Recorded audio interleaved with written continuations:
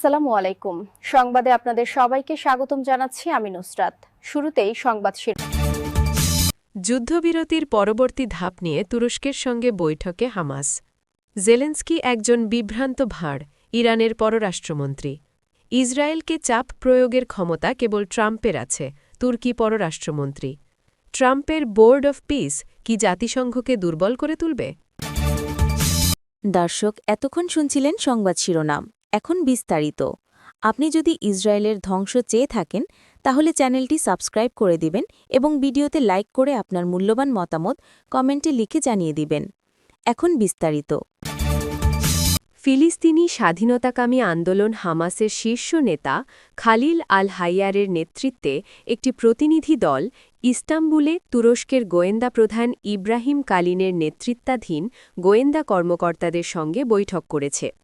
বৈঠকে গাজায় শান্তি প্রতিষ্ঠার লক্ষ্যে যুদ্ধবিরতি চুক্তি এগিয়ে নেওয়ার বিষয়টি গুরুত্বের সঙ্গে আলোচনা করা হয়।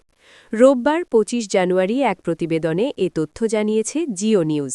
প্রতিবেদনে বলা হয়েছে দুই পক্ষই ফিলিস্তিনি জনগণের মানবিক দুর্ভোগ লাঘবে যৌথ সমন্বয়ের ওপর জোর দেয় এবং একটি জাতীয় কমিটির মাধ্যমে গাজা পরিচালনার বিষয়ে মতবিনিময় করে। পরিকল্পনার মধ্যে রয়েছে মানবিক সহায়তা পৌঁছাতে রাফা ক্রসিং খুলে দেওয়া।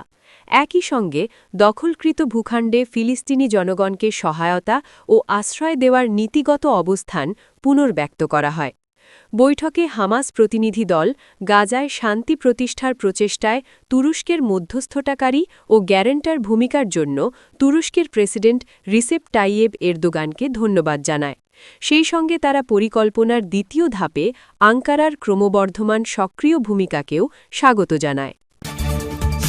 সুইজারল্যান্ডের দাভোসে বিশ্ব অর্থনৈতিক ফোরামের সম্মেলনে ইরানের বিক্ষোভ দমনের কঠোর সমালোচনা করায় ইউক্রেনের প্রেসিডেন্ট ভলোডিমির জেলেন্সকির ওপর তীব্র ক্ষোভ উগরে দিয়েছেন ইরানের পররাষ্ট্রমন্ত্রী আব্বাস আরাগচ্চি। জেলেন্সকির মন্তব্যের জবাবে তাকে বিভ্রান্ত ভাঁড় বলে আখ্যা দিয়ে একটি কড়া বার্তা দিয়েছেন তিনি। বৃহস্পতিবার ২২ জানুয়ারি দাভোসে দেওয়া এক ভাষণে জেলেন্সকি বলেছিলেন, ইরানি কর্তৃপক্ষ হাজার হাজার মানুষকে হত্যা করার পরও যদি ক্ষমতায় টিকে থাকে তবে তা বিশ্বের সকল স্বৈরশাসকের কাছে একটি স্পষ্ট সংকেত পাঠাবে যে যথেষ্ট সংখ্যক মানুষ মারতে পারলে ক্ষমতা টিকিয়ে রাখা সম্ভব। জেলেন্সকির এই মন্তব্যের প্রতিক্রিয়ায় শুক্রবার ২৩ জানুয়ারি সামাজিক যোগাযোগ মাধ্যম এক্সে একটি ইংরেজি পোস্টে আরাগচ্চি পাল্টা আক্রমণ করেন। তিনি অভিযোগ করেন, ইউক্রেনের নেতা তার দেশের দুর্নীতিবাজ জেনারেলদের পকেট ভরতে মার্কিন ও ইউরোপীয় করদাতাদের অর্থ অপচয় করছেন। জেলেন্সকির একসময়ের সফল কৌতুকাভিনেতা জীবনের দিকে ইঙ্গিত করে তিনি বলেন, পৃথিবী এখন এই বিভ্রান্ত ভাঁড়দের নিয়ে ক্লান্ত। আরাগচি আরও দাবি করেন, ইরান তার দেশকে রক্ষা করতে জানে এবং ইউক্রেনের মতো বিদেশি সাহায্যের জন্য অন্যের কাছে হাত পাতে না। দাভোসের ভাষণে জেলেন্সকি ইরানের বিক্ষোভ দমনে পশ্চিমা বিশ্বের নিষ্ক্রিয়তারও নিন্দা জানিয়েছিলেন। তিনি বলেন, ইউরোপ যখন বড়দিন ও নববর্ষের ছুটিতে ব্যস্ত ছিল সেই সময়ের মধ্যে ইরানের আয়াতুল্লাহ সরকার হাজার হাজার মানুষকে রক্তস্রোতে ডুবিয়ে দিয়েছে।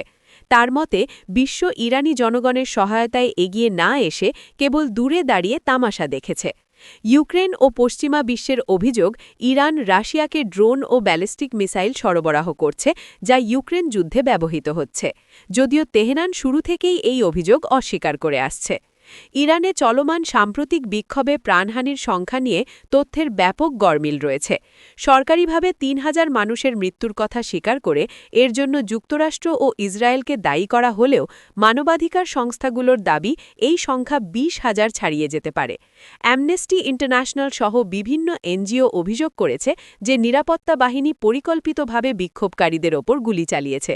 বর্তমানে ইরানে ইন্টারনেট ব্যবস্থা সম্পূর্ণ বিচ্ছিন্ন থাকায় সঠিক তথ্য পাওয়া আরও কঠিন হয়ে পড়েছে। এই উত্তপ্ত বাক্য বিনিময় মধ্যপ্রাচ্য ও পূর্ব ইউরোপের দেশগুলোর মধ্যে বিদ্যমান দ্রুতনৈতিক উত্তেজনাকে এক নতুন মাত্রায় নিয়ে গেল। তুরস্কের পররাষ্ট্রমন্ত্রী হাকান ফিদান বলেছেন, অবরুদ্ধ গাজায় আগ্রাসন বন্ধ করতে ইসরায়েলকে চাপ প্রয়োগ করার ক্ষমতা একমাত্র যুক্তরাষ্ট্রের প্রেসিডেন্ট ডোনাল্ড ট্রাম্পেরই আছে। তার মতে প্রেসিডেন্ট চাইলে ওয়াশিংটনের প্রভাব এখনও চূড়ান্ত ও কার্যকর হতে পারে। সাংবাদিক হ্যাডলি গ্যাম্বেলের সঙ্গে অন দ্য রেকর্ড অনুষ্ঠানে কথা বলতে গিয়ে ফিদান বলেন, ট্রাম্পের গাজায় যুদ্ধ বন্ধ করার সক্ষমতা রয়েছে।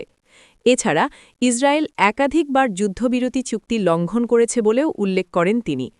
তিনি বলেন, আমরা বিশ্বাস করি প্রেসিডেন্ট ট্রাম্পই একমাত্র ব্যক্তি যিনি সত্যিকার অর্থে ইসরায়েলের ওপর চাপ সৃষ্টি করতে পারেন। গাজায় তুরস্ক সেনা পাঠানোর সম্ভাবনা সম্পর্কে জানতে চাইলে তিনি প্রেসিডেন্ট রিসেপ তাইয়েব এরদোগানের বক্তব্যের কথা স্মরণ করিয়ে দেন। এরদোগান বলেছেন, শান্তি পরিকল্পনাকে সমর্থন দিতে তুরস্ক তার সামর্থ্যের সবটুকু করতে প্রস্তুত। ফিদান জানান, গাজায় একটি আন্তর্জাতিক স্থিতিশীলতা রক্ষা বাহিনীতে অংশ নিতে তুরস্ক আগ্রহী, তবে যে কোনো ধরনের সেনা মোতায়েন আন্তর্জাতিক পর্যায়ে বিস্তৃত ঐক্যমতের ওপর নির্ভর করবে বলে তিনি স্পষ্ট করেন। ইরান প্রসঙ্গে হাকান ফিদান যুক্তরাষ্ট্রকে সামরিক হামলা থেকে বিরত থাকার আহ্বান জানান। তিনি সতর্ক করে বলেন, অতিরিক্ত চাপ পরিস্থিতিকে আরও অস্থিতিশীল করে তুলতে পারে। তিনি বলেন, আমি আমার মার্কিন বন্ধুদের পরামর্শ দেব, এটা করবেন না। ফিদান আরও বলেন, নিষেধাজ্ঞা ইতোমধ্যে ইরানের অর্থনীতিকে ক্ষতিগ্রস্ত করছে এবং অভ্যন্তরীণ বিক্ষোভ উস্কে দিচ্ছে। তার মতে, তেহরান এখনও আলোচনার পথে আগ্রহী, তবে কোণঠাসা বোধ করলে তারা কঠিন পরিস্থিতির জন্য প্রস্তুতিও নিতে পারে। তিনি জোর দিয়ে বলেন, ইরানে স্থিতিশীলতা আমাদের সবার জন্যই গুরুত্বপূর্ণ। এজন্য কূটনৈতিক সংলাপকেই একমাত্র কার্যকর পথ হিসেবে উল্লেখ করেন। ডাভোস অর্থনৈতিক ফোরামের সাইডলাইনে মার্কিন প্রেসিডেন্ট ডোনাল্ড ট্রাম্পের গাজা বোর্ড অফ পিস বা শান্তি বোর্ড গঠনের ঘোষণা বিশ্বজুড়ে তীব্র আলোচনার জন্ম দিয়েছে।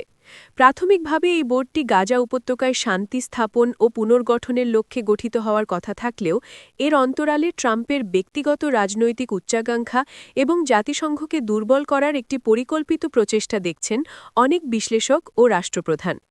আন্তর্জাতিক সংবাদ সংস্থাগুলোর তথ্যমতে এই বোর্ডের গঠনতন্ত্র অনুযায়ী ট্রাম্প আজীবনের জন্য এর চেয়ারম্যান পদে আসীন থাকবেন, যা তার প্রেসিডেন্সি পরবর্তী সময়েও তাকে বিশ্ব রাজনীতিতে এক অপ্রতিদ্বন্দ্বী মধ্যস্থতাকারী হিসেবে টিকিয়ে রাখবে।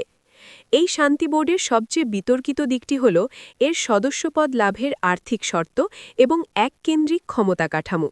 স্থায়ী সদস্যপদ পেতে দেশগুলোকে ১০০ কোটি মার্কিন ডলার বা $1 বিলিয়ন ফি প্রদানের প্রস্তাব দেওয়া হয়েছে, যা নিয়ে ইতিমধ্যে বিশ্বজুড়ে পে টু প্লে বা অর্থের বিনিময়ে ক্ষমতা কেনার অভিযোগ উঠেছে। অনেক দেশ এই বিপুল পরিমাণ অর্থকে রাজনৈতিক প্রভাব বিস্তারের হাতিয়ার হিসেবে দেখছে। ফরাসি ও জার্মান কর্মকর্তাদের মতে, জাতিসংঘের নিরাপত্তা পরিষদের মতো একটি সর্বজনীন সংস্থাকে পাশ কাটিয়ে এই ধরনের একটি বেসরকারি বা ব্যক্তিগত ধাঁচের কাঠামো তৈরি করা আন্তর্জাতিক আইনের কফিনের শেষ পেরেক ঠুকে দেওয়ার সমান হতে পারে। বোর্ডের নির্বাহী পরিষদে ট্রাম্পের জামাতা জ্যারেড কুশনার, পররাষ্ট্রমন্ত্রী মার্কো রুবিও এবং সাবেক ব্রিটিশ প্রধানমন্ত্রী টনি ব্লেয়ারের মতো বিতর্কিত ও প্রভাবশালী নামগুলো এই উদ্যোগের নিরপেক্ষতা নিয়ে প্রশ্ন তুলেছে। সমালোচকদের মতে, এটি জাতিসংঘের বিকল্প হিসেবে একটি ট্রাম্প জাতিসংঘ গড়ার প্রচেষ্টা, যেখানে ট্রাম্পের হাতে থাকবে একক ভেটো ক্ষমতা। ফ্রান্স ও যুক্তরাজ্যের মতো পশ্চিমা মিত্ররা ইতিমধ্যেই এই বোর্ডে যোগ দিতে অস্বীকৃতি জানিয়েছে। তাদের আশঙ্কা, এই বোর্ডটি শেষ পর্যন্ত জাতিসংঘের বহুপাক্ষিক শাসন ব্যবস্থাকে প্রতিস্থাপন করে একটি মার্কিন নিয়ন্ত্রিত ব্যক্তিগত কাঠামোয় রূপ নেবে। বিশ্বজুড়ে এই উদ্যোগকে কেন্দ্র করে ৩ ধরনের মেরুকরণ দেখা গেছে। একদিকে সৌদি আরব, সংযুক্ত আরব আমিরাত, তুরস্ক ও পাকিস্তানের মতো দেশগুলো এতে যোগ দেওয়ার সম্মতি জানিয়েছে। অন্যদিকে যুক্তরাজ্য, ফ্রান্স, নরওয়ে ও সুইডেন এই প্রক্রিয়াকে জাতিসংঘের নীতিমালা বিরোধী আখ্যা দিয়ে এর থেকে দূরে থাকছে। তৃতীয় পক্ষ হিসেবে ভারত, চীন ও রাশিয়ার মতো পরাশক্তিগুলো এখনও কোনো চূড়ান্ত সিদ্ধান্ত জানায়নি।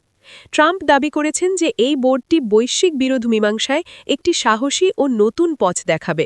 তবে সমালোচকরা একে বিশ্ব ব্যবস্থার অখণ্ডতা নষ্ট করার একটি বিপজ্জনক পদক্ষেপ হিসেবেই চিহ্নিত করছেন। আপনি যদি আমাদের চ্যানেলে নতুন হয়ে থাকেন, তাহলে চ্যানেলটি সাবস্ক্রাইব করে দিন।